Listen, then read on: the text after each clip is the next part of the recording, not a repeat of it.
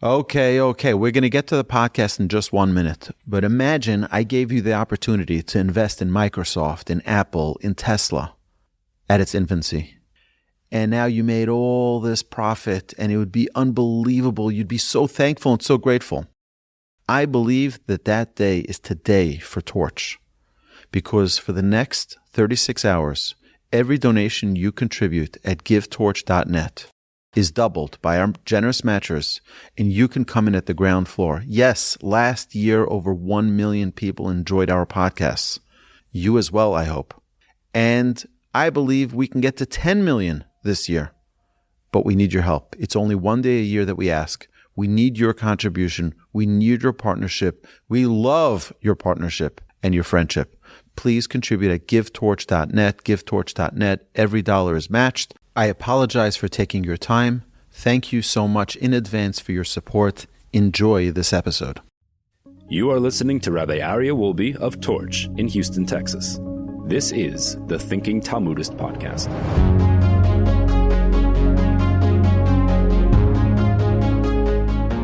Welcome back, my dear friends, to the Thinking Talmudist Podcast. Today, not only will we begin a new Talmud, we're going to begin a completely new topic. And as we know, the month of Adar begins on Sunday, this coming Sunday. Sunday and Monday is Rosh Chodesh. And this is Adar, the second Adar. And it's going to be a month of great news for the Jewish people. We know that Adar is a month where great things happen to the Jewish people. Their mazel is their good fortune is at its peak in the month of Adar. And it says, the halacha says that if anyone has any court cases in the month of Av, the month of devastation, the month where the Jewish people, where our temple was destroyed, change it out of that month, because that's a month of terrible misfortune for the Jewish people. Bad luck during that time. Change it, if you can, to the month of Adar, because Adar, we have good mazel, we have good fortune. And therefore, it's a great time. If you have a court case during this time, you'll be victorious. Close your business deals, start your companies, do everything in this month. This is a month of great fortune for the Jewish people. One of the incredible responsibilities that we have as Jews is the responsibility of communal matters. There are certain things that the Torah says you're responsible for as being a member of a community. That's not your personal need, perhaps. You're obligated to support it. We know we have in government, we have taxes. So what do taxes pay for? They pay for the roads, and they pay for the street signs and for the street lights, and all of that. That's part of what it means to live in a city, in a community. That's a community. We're all part of one special pot, and that pot hopefully fills up the potholes in our city and gives us highways and all of the police, and everything comes from our taxes. Okay, so now that we understand that we have those types of communal responsibilities, as a Jewish community, we also have Jewish responsibilities. For example, we know the halacha tells us that a new community gets established. The first thing that needs to be established is a synagogue, a mikvah.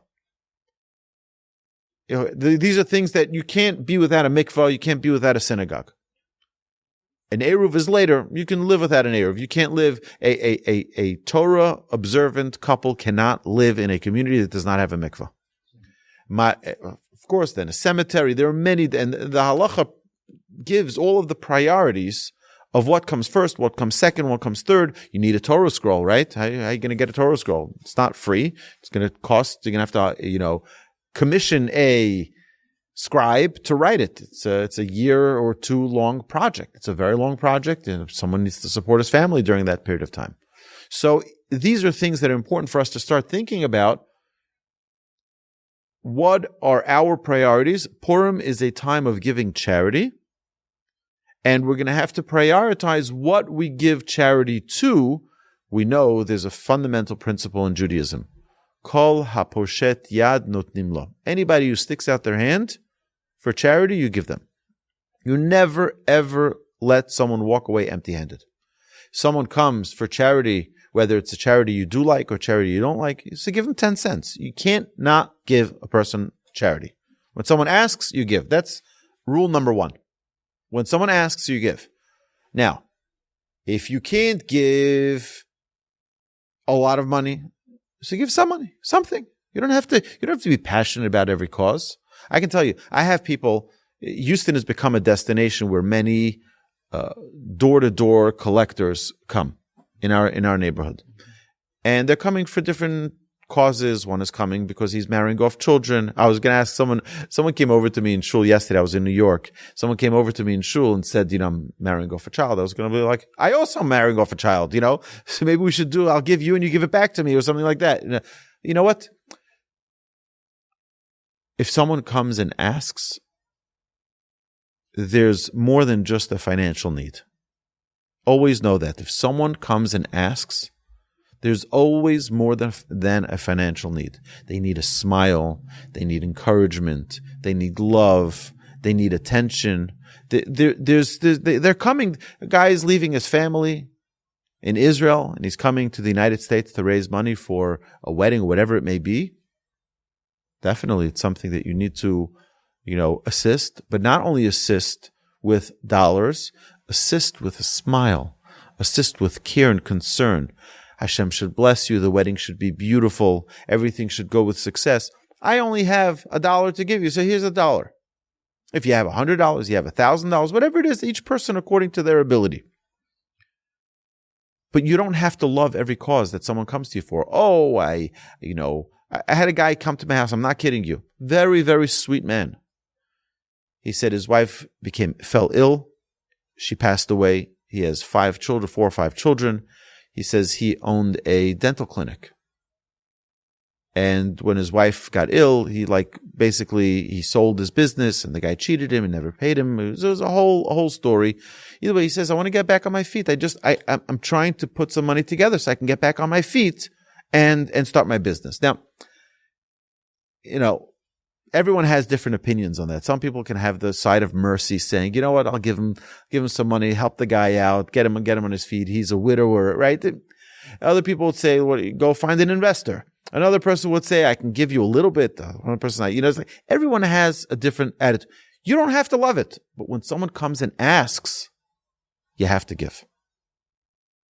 That is a fundamental principle. Someone asks, my children all have in their talis and tefillin bag. They go every morning to shul. They all have a little bag with coins. If you don't give to your synagogue, you have to give charity. Give charity every day. You have to understand that charity is a muscle. Charity is a muscle. The Rambam teaches us that if you have the ability to give $100, so you can give a $100 bill, pull it out of your wallet and give a $100 bill. Or you have the opportunity to give $101 bills. He says it's better to give $100 one at a time than to give $100 at a time. Why? Because what you're doing is you're strengthening the muscle of giving. Just understand for a second. What's better? For you to take, 100 pounds and lift it, or to take 10 pounds and do it 10 times? 10 times. Why? Because it's going to do more for your muscles to do 10 pounds 10 times than to just one time, I picked up 100 pounds and I drop it on the floor. The idea is that giving is a muscle. And when a person is able to give, I try every time I go into shul, I have a certain amount of money that I want to give every time I'm in shul. There's a synagogue in New Jersey that I frequent at when I'm there in the summer. And they have a big sign on the wall. Did you give $1 a day to shul? $1 a day. You're coming to synagogue. There's electricity. There's heat when it's cold outside. There's air conditioning when it's hot outside. They have to get someone to pave the driveway and to salt the walkway. and to have beautiful flowers around the synagogue. I'm not a member there, so I don't have to pay anything, but I enjoy. I come there, I pray there every morning, give $1 every time. Just $1. Not my synagogue. I come to shul just to help pay for the electricity, help pay for the toilet paper.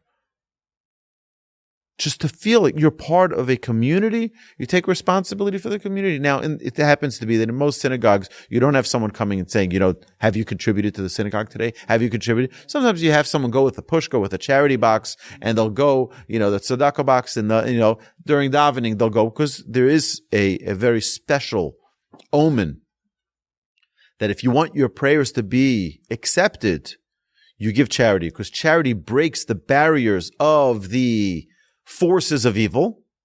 They can't control. When someone does charity, they can't handle it. They're like, they get shattered. The forces of evil get shattered. Oh, you want your prayer to be answered? All you got to do is give a little charity, and it knocks away the evil forces. So that's what the commentaries talk about. Now, today we're going to talk a little bit about communal responsibilities. So, the previous Gemara brought the opinion of Rav Asi in Rabbi Yochanan's name. So now the Gemara is going to say, now that we mentioned teachings from Rav Asi, who said things in the name of his master Rav Yochanan, let's mention a few other things that he said. V'amar Rav Asi, Amar Rav Yochanan. Rav Asi said in the name of Rav Yochanan, Hakol lepase ha'ir. All of the people of the community must contribute towards the cost of the boards to fortify the gates of the city. Ve'afilu miyasmi, and the officials may collect even from orphans, because usually orphans are not obligated. They don't have a father in their house. So they're not obligated in the same way as everyone else to give the regular taxes. But for this, even the orphans need to give, for they also require protection. Listen to this. Aval rabbanon loy. However, the rabbis are not required to contribute. Why not? Dirabbanon loy tzrichi nitirusa. For the rabbis do not need human protection. Someone who's a rabbi has godly protection. They don't need a physical board to close down the fence so that enemies don't come in and break down their city. The rabbis are protected in a different level, and therefore, the rabbis are not obligated in this tax. The orphans need the physical protection, but the rabbis don't. Now, there's a big conversation going on in the world today, in the world of the Jewish people, with regarding the army, whether or not the yeshiva students need to enlist in the army or not. Should they not? It's a very, very big discussion, a very impassioned one, because you have many forceful voices saying each way.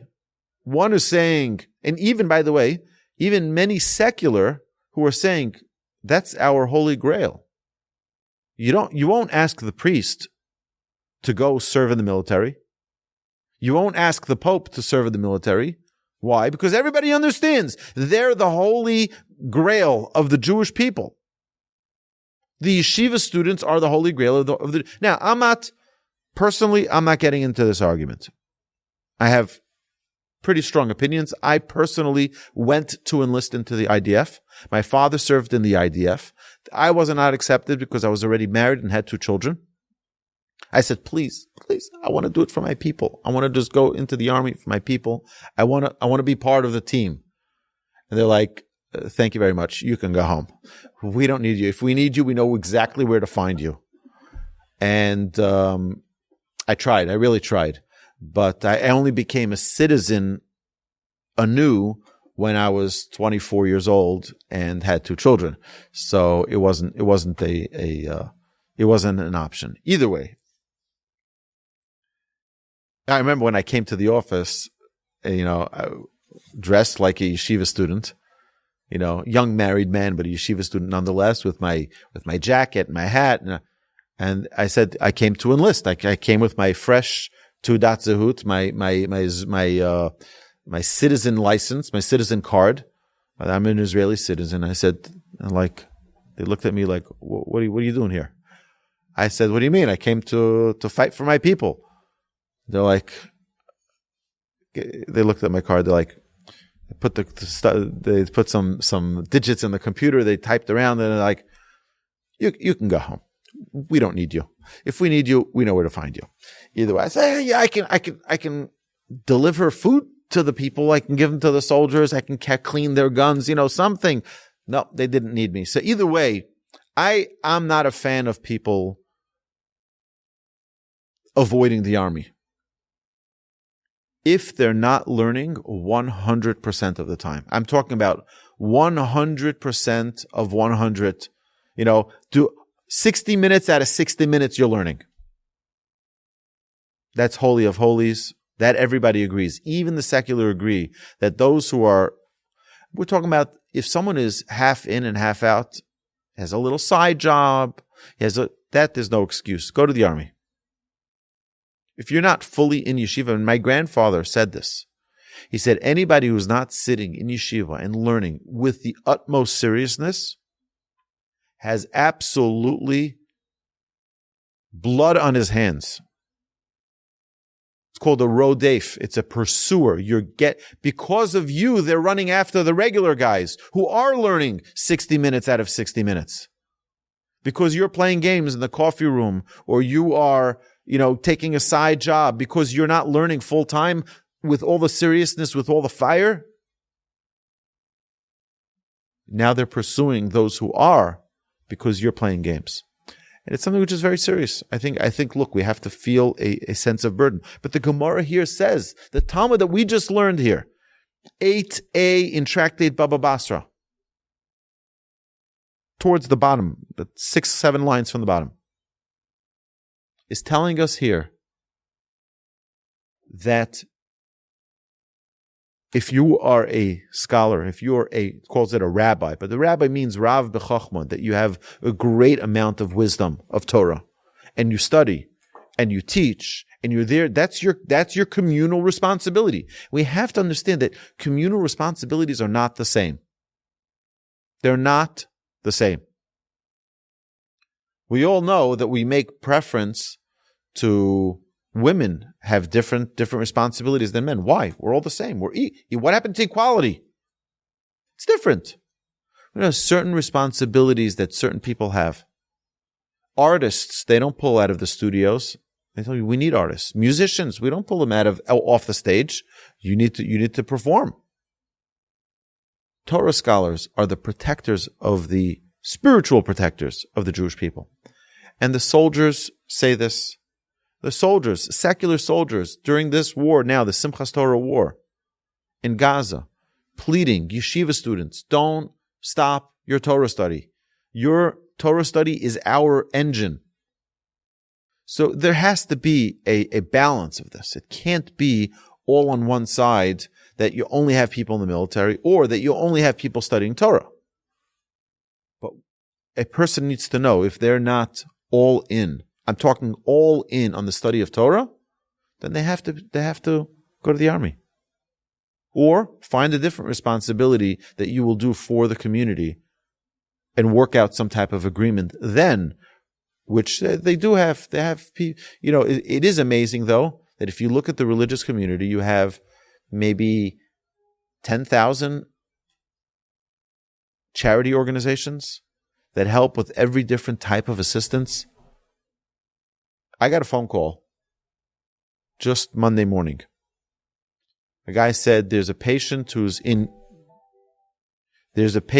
Houston who is from Israel who needs a certain type of device. Can you get it to them? This is someone I know in Israel called me about the patient from Israel who's here in Houston getting treatments. So I said, let me look around. I asked a couple of people that I know in the medical field, do they know about this device? They said, like, no, I can't get my hands on it. So I let them know I can't get it. They said, no problem. I'm sending it from Israel. They had someone from Israel who was traveling the next day bring it to New York. Someone from upstate New York brought it to where I was staying in Five Towns, New York. I went to their house to pick it up, And today, it's going to be delivered to those people. Some charity organization in Israel is caring for a patient that's 8,000 miles away who has a need. A little device that they need for their treatments. That's only one of probably 10,000 organizations that are all run by religious Jews who care for one another. Not only religious, all. There's an organization, one of the largest charity organizations in Israel is called Yad Sarah. You know what Yad Sarah is? Yad Sarah is the hand of Sarah. That's the name. That's the name. It was started as a little medical device free loan. You need a wheelchair for a weekend. You need a wheelchair. You're in treatment. You need a hospital bed. You need an electric wheelchair for. They'll have it delivered to your house in less than an hour, anywhere in the country, anywhere in Israel. It's the most magnificent organization. They have branches all over the country. Everybody knows it. And it's all run by religious Jews, helping every single person who needs. Everybody knows. You need something, don't go buy it. You'll get it delivered to your house by Yad Sarah, by the organization. When does it need to be picked up? 6 months? No problem. 6 months, they'll have it down. Someone will be at your house in 6 months to pick it up. And if you need it for longer, no problem. How much does it cost? It's free. So that's a different form of communal service. That's a different form. We're all one family, definitely. All right, so now I can go on because there's so many organizations that I love in Israel. They do such beautiful. I'll give you another example, but then we'll go back to our Talmud. One more beautiful organization. I don't even know the name of it. But how many of us have had a medication that we needed? You got the medication and you never finished the whole medication. No, sometimes medications are expensive. So you have now 10 more pills left for your expensive medication that you took. Thank God you're feeling better. You're back on your feet. Everything is great. You have those extra 10 pills. There's a poor family who needs that same medication. They can't afford it. So they created an organization that you can donate your leftover pills. It's only prescribed by doctors. So it's not like a drug, come pick up your, no. We're not talking about that. This is all legit and legal. And basically your 10 pills now go into a central free pharmacy, and someone who can't afford regular prescription will get your 10 pills and that person's 6 pills and this person's 4 pills, and they have their new prescription that they get, and it costed them nothing. All in Israel. Yeah. It's unbelievable. We all have so many medications. I don't know if they let from America, but either way, in America, you probably have all these regulations because the pharmaceutical companies spend so much money on their lobbying of the government. They probably made some law to outlaw this in America because unfortunately we're a land of. I can share with you a few more, but it's not. I can go on forever talking about our responsibility that we need to feel for our brothers and sisters, and we're obligated to do something. We're obligated. Now, there are priorities that we're obligated to, like we said, a mikvah, a synagogue, a Torah scroll. These are things that are obligations. These are not, you don't say, okay, well, he's a nice guy. He does so many other volunteer work. We're not going to bother him for this. No. This is something that everyone is required to participate. Even, like we said here, the orphans. The orphans are obligated to contribute to the wooden beams, the boards that would fortify the gates of the city. Okay, so now the Talmud discusses other communal expenses. Amar Rav Papa l'shura u'leparsha'a u'letarzena. Rav Papa said, funds for repairing the city wall and for hiring a horseman and a weapons guard, afilu miasmi, may be collected even from orphans, for they also require protection. However, the rabbis do not require such protection, so they are exempt from these taxes. Rav Papa offers a guideline. Klala de milsa. What is the general rule of this matter? Kol milsa de isluhu hana mine any project from which people derive benefit, a tax may be collected, afilu miyasmi, even from orphans, so long as they are beneficiaries. Now, when we mentioned about the horsemen would ride constantly around the city to watch over it and see what needed attention and repair. So that's what we would say, like the people from the HOA, and they go around and they say, hey, you have a spider web by your garage door. Like, whatever they'll come up with. They're just like, you have to do this and have to do that, whatever. So basically that's the horseman. That's what his job would do. Would go around. You have, for example, in Houston, when you have a rainstorm, we've all seen this. You'll have lights that go out. It's dangerous. You'll have street lights, the red light, green light, that go out, and then they're blinking red, and it can line up traffic for miles and miles, and it can cause many accidents. So how does the city know that it's out? Someone has to call it in. That would be the equivalent of what the horseman's responsibility was. This was their job, to go around and find all the problems that need to be fixed, all the security measures that need to be addressed. Okay. The Gemara reports a related incident. Rabba Ramot Stoka Yasmi Debei Bar Merion. Rabba levied a tax for charity on the orphans of the house of Bar Merion. Abaye questioned this action. Amar le Abaye said to Rabba, V'hatani Rav Shmuel Bar Yehuda, we learned from Rabbi Shmuel, the son of Yehuda, Ein poskin stok al yisomin. We do not impose charity payments on orphans. Afilu lepidyon shvuim. Even for the purpose of redeeming captives with the funds. So why then did you levy a charity tax on these orphans? Now, charity tax means it's not for a specific, it's to give charity. There has to be for the general fund of the congregation, of the community. There's a general fund where they give charity. When someone comes to town, they need charity for whatever cause they need. It'll go from the communal fund. So Rabba replied, Amar le, Rabba said to Abaya, Ano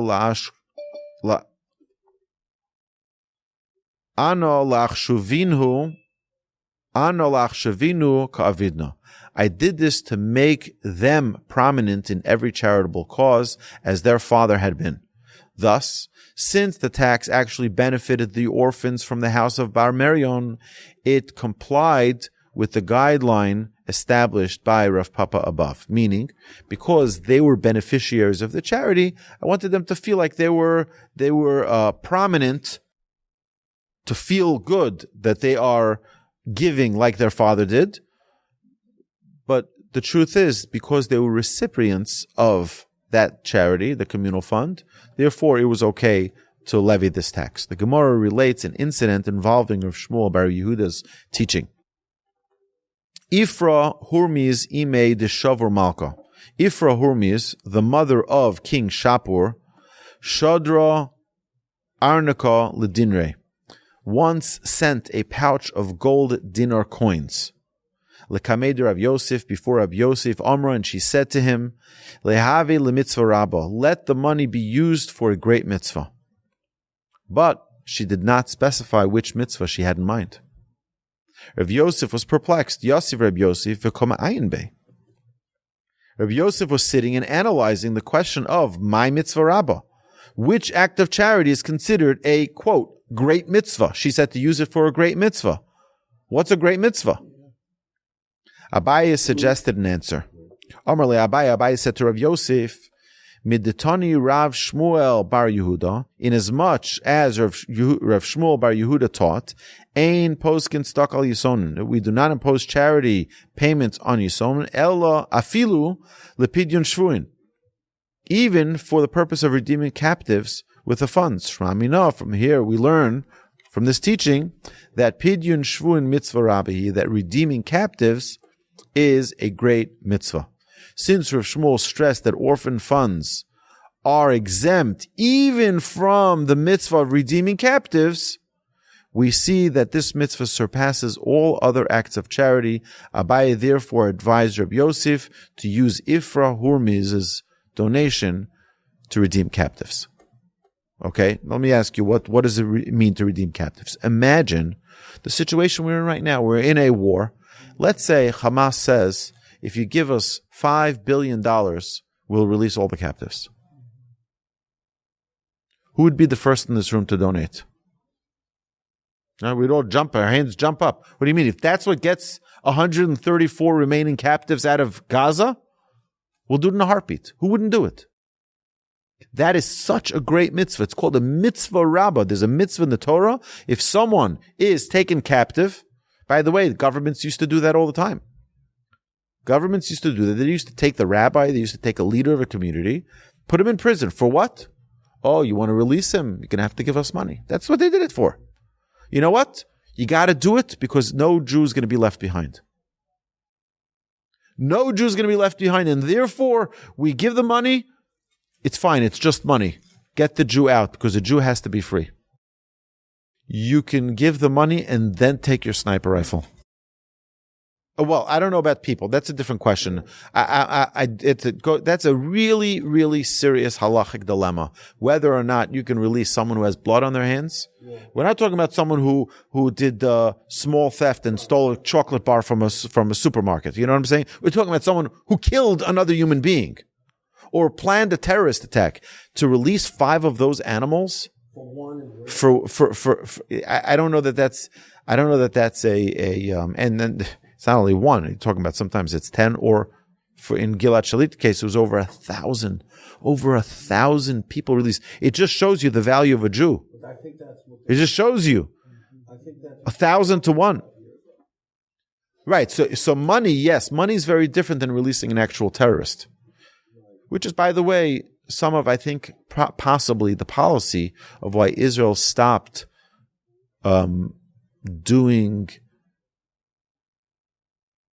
Israel stopped taking terrorists as prisoners.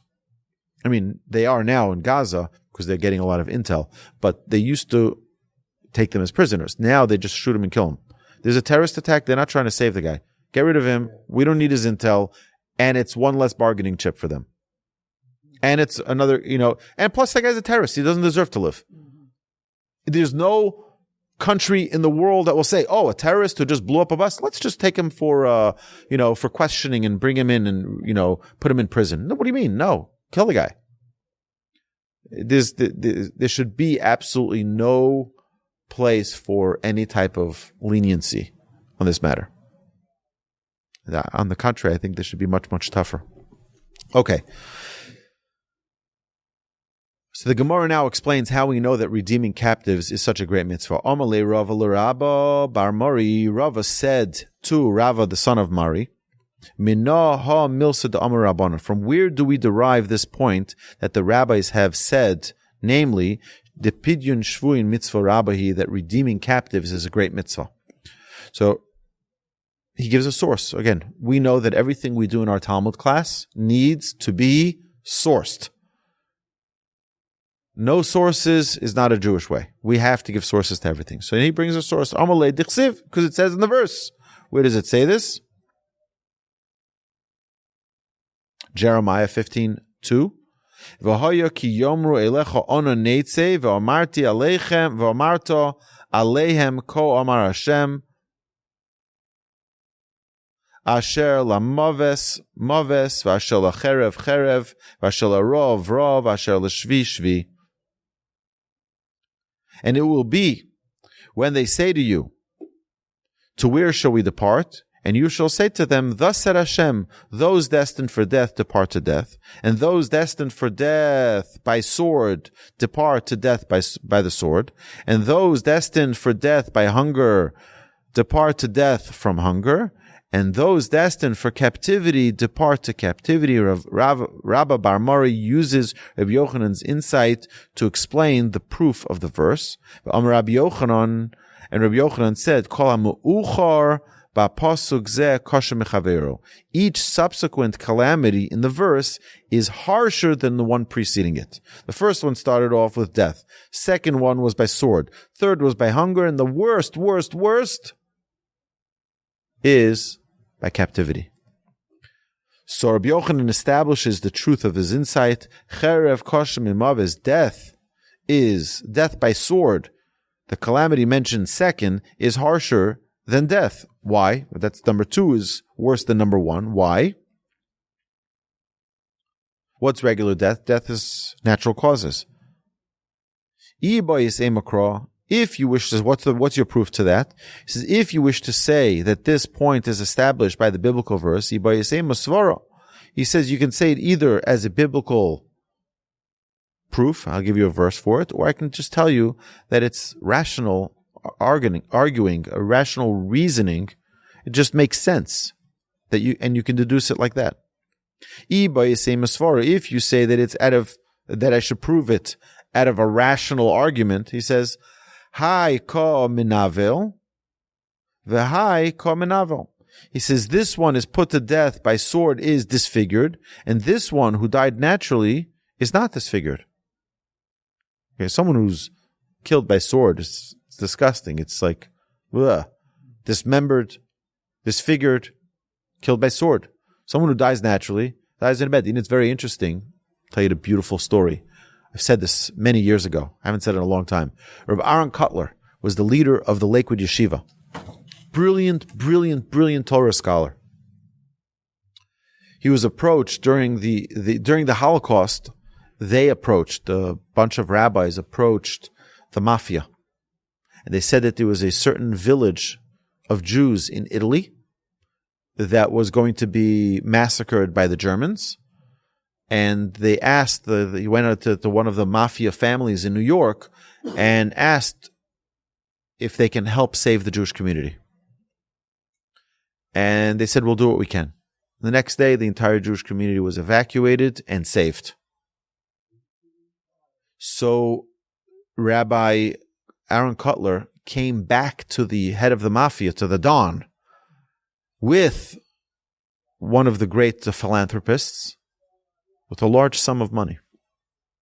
They came and they asked, what's your fee? You saved the whole Jewish community. So he says, Rabbi, I don't want your money. I want your blessing. Now, what would you bless the head of the mafia in New York, right? You should kill a lot of people. What's the blessing you should, He gave the most incredible blessing, Rabbi Kotler. He said, my blessing to you is that you die in a bed. And his eyes lit up. And for the people of his family, the mafia family, they were like, this is the greatest blessing ever. And he did die in a bed. In an ripe old age, he died in a bed. And Rabbi Aaron Kotler had already passed away. And one day, these 2 mafia fellows come to the Lakewood Yeshiva, and they said, we want to speak to the rabbi. And it was already his son, Rabbi Aaron Kotler's son, who had inherited the yeshiva, and he was a great, righteous rabbi of his own right. And they said, we want to meet with him. And they brought him to Rabbi Kotler, the son.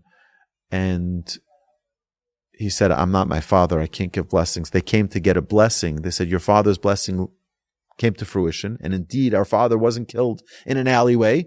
He died out of natural causes in a bed, just like the rabbi blessed. And they wanted to get the blessing as well, now that they're the heirs to the throne.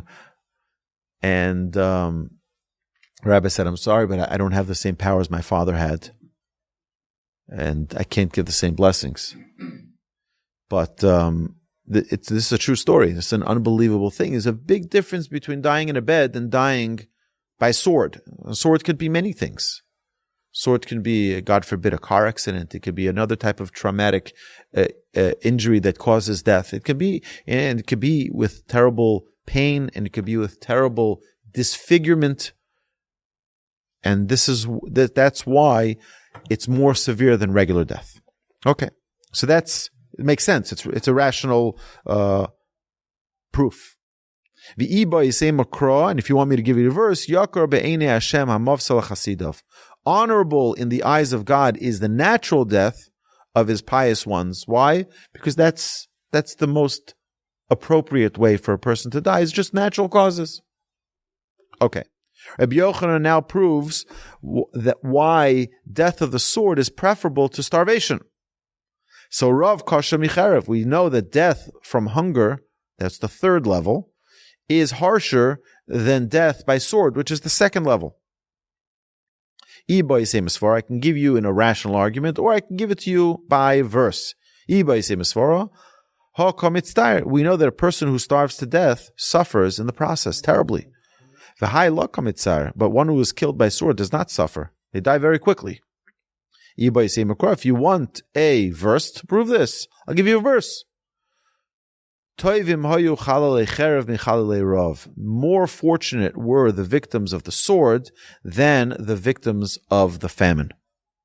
So we see that natural death, death by sword, death by famine. Now, Rabbi Yochanan now establishes that captivity is the harshest fate of all. Shvi kosher mikulam, captivity, which is mentioned last in the verse, is harsher than all of the previous enumerated calamities. Dekulhu, all of them are included in captivity. Thus, since the captive faces such a high risk of dying, it is truly a great mitzvah to effect his release. You understand that how a person who's captive is being, as we know from the women who were released, they were all being raped regularly. They're being beaten. Every day they think it's their final day. They're living their death every day. Today's 154 days that our brothers and sisters are held captive in Gaza. Frankly, if I was prime minister, I would treat it very differently. Every day another village is gone. I don't care how many people live in that village. You demolish the first village, the whole world will be in an uproar. Come to Be'eri, come to Kfar Gaza, come take a look at these places and then tell me that you're condemning us. But Arabs only understand force. You know why they have peace with Jordan? You know why they have peace with Egypt? Because Israel put them on their knees. That's the only way they understand. This whole nice, we're going to go to Qatar and we're going to negotiate a release. This is a joke. It's a joke. They didn't need any. Jordan and Egypt were very, very happy to have a peace agreement with Israel. Just don't kill us anymore. It was too brutal of a beating. Just don't. We're fine. We'll keep whatever agreement. Just let's call it a truce. That's what you need to do. The first day after such an attack, no warning signs, no nothing. 50,000 Gazans gone. If we have to wait another day, it's another 50,000 tomorrow. And all of you in the world, come with your wives. Come look at what they did. Look at the devastation. We're playing, footsies with them. It's not serious. Thank God we're doing an excellent job. We have tremendous blessing from the Almighty. God is guiding our military. God is succeeding our way in unbelievable fashion.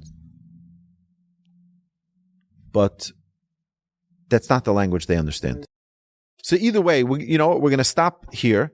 But my dear friends, I think that it's important for us to remember that we all have responsibilities towards our community. We have responsibilities, whether it's something that we're passionate about, something that we're not passionate about. It's important for each and every one of us to exercise the muscle of charity, to give charity as a regular practice, not something that we do once in a while. I give my charity, but to do it on a regular basis for a person to. I'll tell you, I have a friend of mine who told me, he gives us a monthly contribution. So I thanked him. I said, I want to know, do you want a monthly receipt or an annual receipt? He says, I want a monthly receipt. I want a monthly receipt. He says, I'll tell you why. He says, because every month I want to feel like I'm giving again. It's a reminder. I'm giving again. Now, not everyone needs that reminder.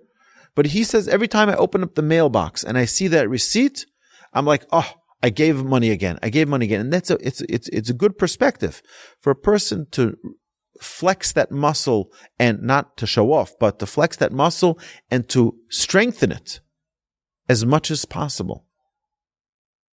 Charity is a responsibility where the Almighty gives us things gives us challenges, gives us opportunity. God gives us opportunity.